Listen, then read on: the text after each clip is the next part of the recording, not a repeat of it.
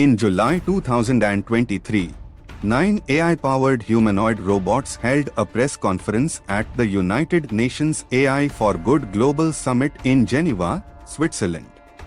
The robots, which were created by a variety of companies and research institutions, answered questions from reporters about their capabilities, their potential impact on society, and their views on the future of AI. The robots stressed that they were not designed to replace humans, but rather to work alongside them to solve some of the world's most pressing problems.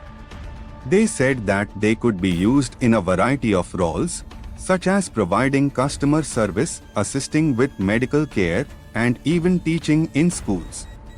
The robots also addressed concerns about the potential dangers of AI, such as the possibility of job displacement or even artificial intelligence becoming self-aware and turning against humanity. They said that they were committed to working with humans to ensure that AI is used for good and that it does not pose a threat to society. The press conference was seen as a landmark event in the history of AI, as it was the first time that a group of AI robots had come together to speak to the public about their capabilities and their vision for the future. It was also seen as a sign of the growing maturity of AI technology, as the robots were able to answer questions in a clear and coherent way, and they did not appear to be hindered by any technical glitches. The press conference was met with mixed reactions from the public.